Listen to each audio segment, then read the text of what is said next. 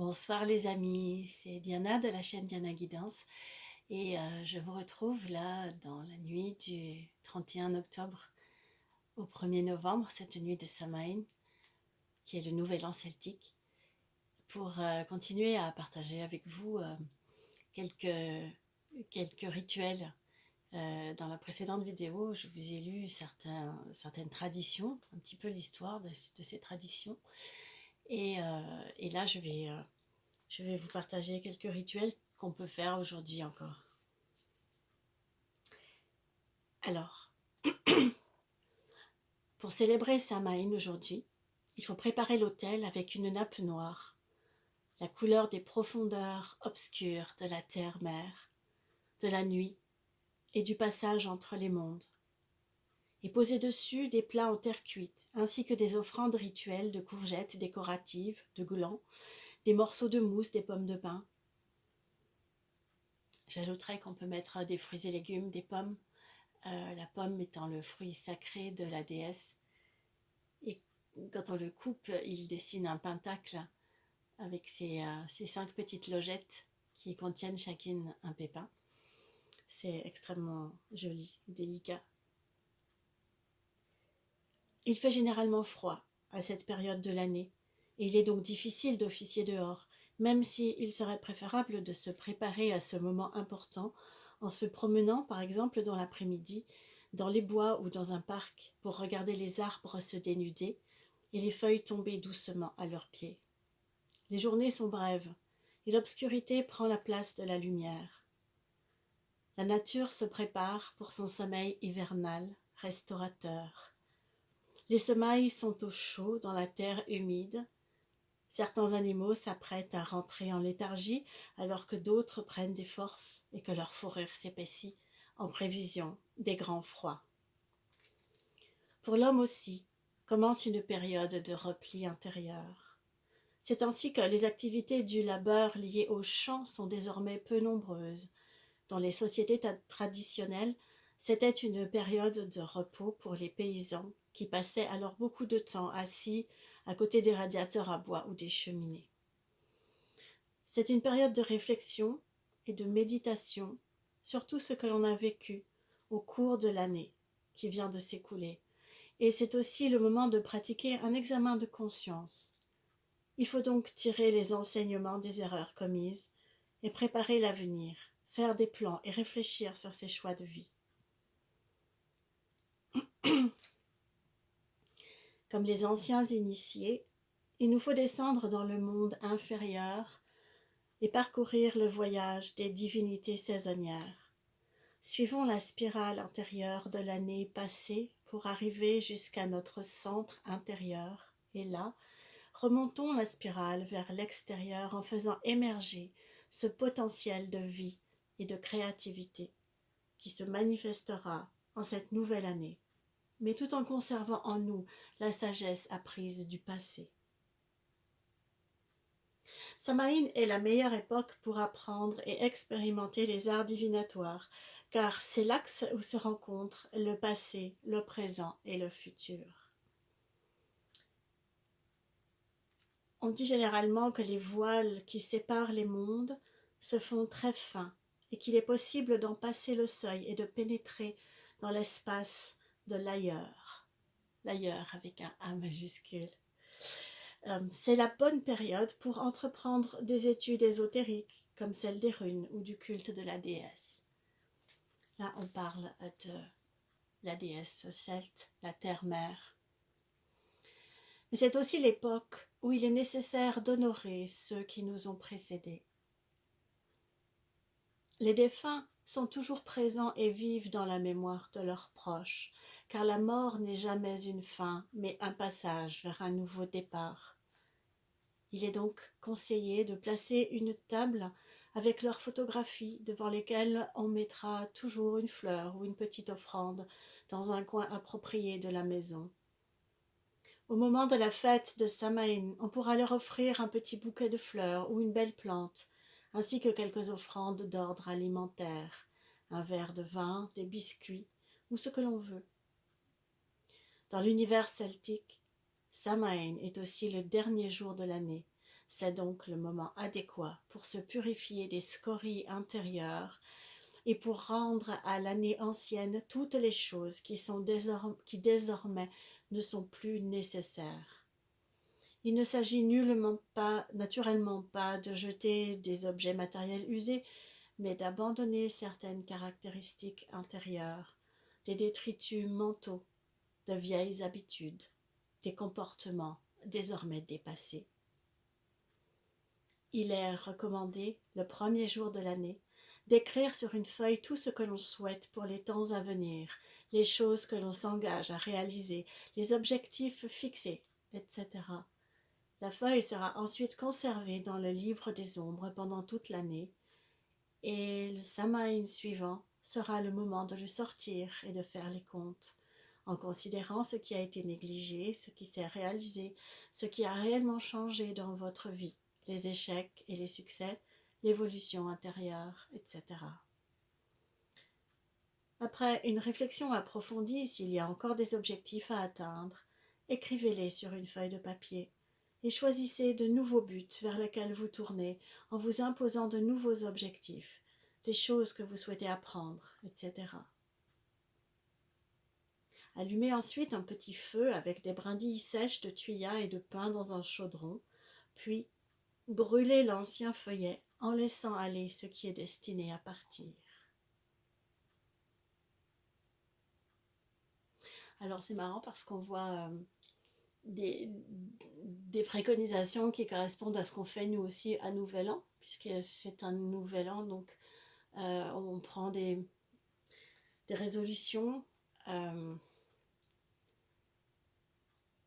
J'ai fait ça pendant un certain temps, et en fait, je crois que j'ai perdu l'habitude de le faire, parce que quand on fait le bilan comme ça, on est vite amené à se juger, à se considérer en échec. Et en fait, j'ai appris avec le temps et avec d'autres découvertes dans la spiritualité, j'ai appris plutôt à regarder les choses avec douceur, à apprendre à ne pas trop se juger, à prendre l'ego avec bienveillance et non pas en le massacrant et en lui attribuant tous les maux, parce que notre ego, c'est quand même une part de notre être qui cherche avant tout à nous protéger. Donc il y a une possibilité de lui rendre hommage, même si on sait qu'on va chercher à ne pas le laisser diriger notre vie.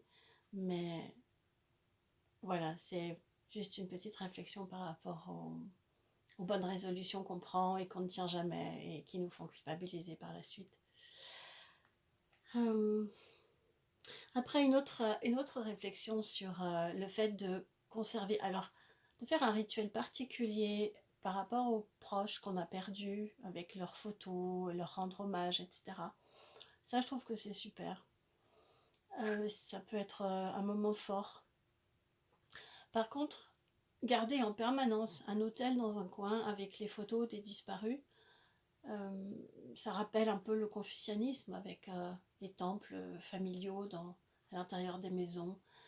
Et j'ai lu par ailleurs que c'était pas bon de garder l'énergie des défunts de cette façon, qu'il fallait les laisser aller leur chemin dans l'au-delà et ne pas sans cesse rappeler leur énergie dans notre vie présente. Alors je ne sais pas, chacun, la Toussaint c'est l'occasion pour chacun de réinterroger le rapport à la mort, les traditions dans diverses religions, dans diverses cultures, et puis de voir comment on s'approprie ces traditions, qu'est-ce qu'on veut en faire, quel sens on donne, et comment on se rapproche ou se rattache à nos défunts, comment on peut les honorer. Il y a des traditions vraiment très différentes. Là, j'ai l'image du Mexique qui me vient. Et il y a vraiment des choses très très différentes.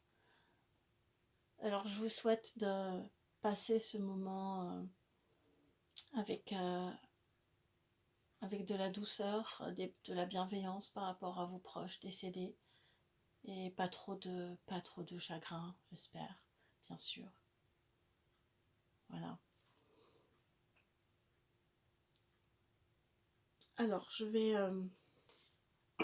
vais terminer avec un dernier passage qui parle encore de rituels. Voilà, par rapport aux défunts également. Vous pouvez effectuer chez vous un rituel sans doute plus complexe, mais qui vaut la peine d'être accompli. Au coucher du soleil, la veille de Samhain, éteignez toutes les lumières de la maison et mettez-vous debout devant une bougie noire ou foncée. Percevez l'année écoulée qui est sur le point de se terminer et pensez à toutes les choses, bonnes ou mauvaises, que vous avez vécues. Rappelez-vous les personnes chères qui ne sont plus là.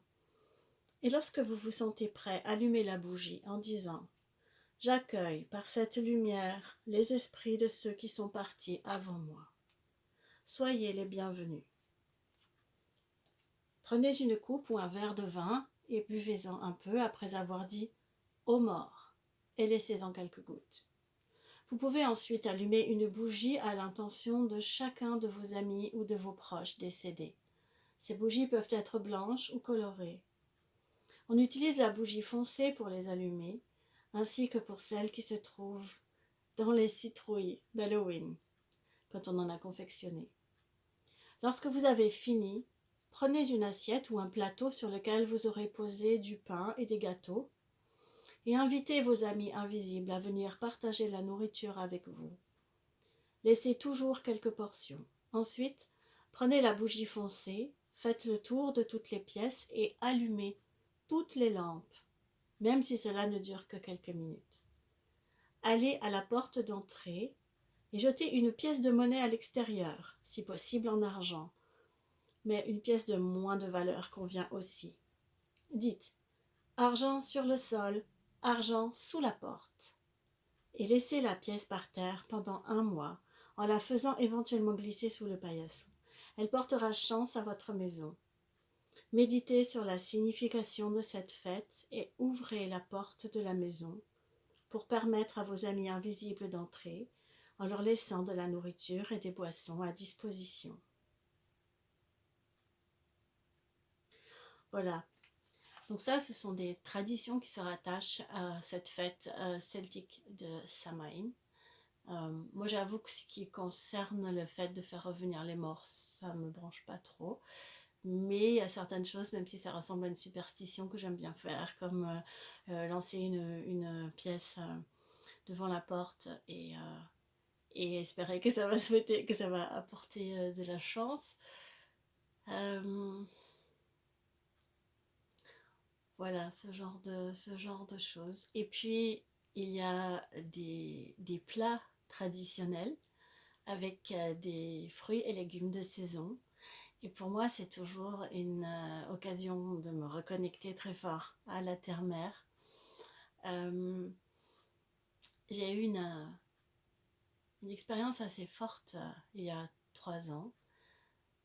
Je suis sortie marcher en fait dans la nuit et il y avait, je crois que c'était cette fois-là, il y avait une lune bleue. Une lune bleue, c'est quand il y a une pleine lune la 2e fois dans le mois. C'est-à-dire qu'il y a 2 pleines lunes dans le mois. Et on l'appelle lune bleue et elle est très puissante. Et je voulais voir cette lune bleue. Elle n'était pas bleue, hein, mais je voulais la voir et je suis sortie et dans la nuit comme ça, avec cette ambiance très particulière de la nuit d'Halloween, en fait, j'ai marché dans mon quartier, j'ai juste fait le tour de mon quartier, mais il y a des jardins, il y a des arbres, il y a de la nature. Et il y a la forêt tout près et on entend souvent des oiseaux de nuit, des chouettes, des choses comme ça qui ululent.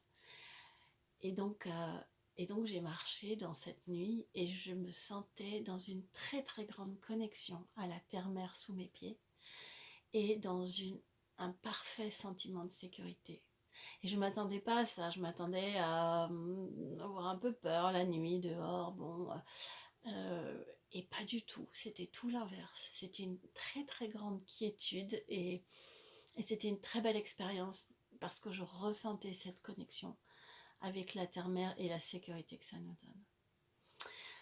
Voilà.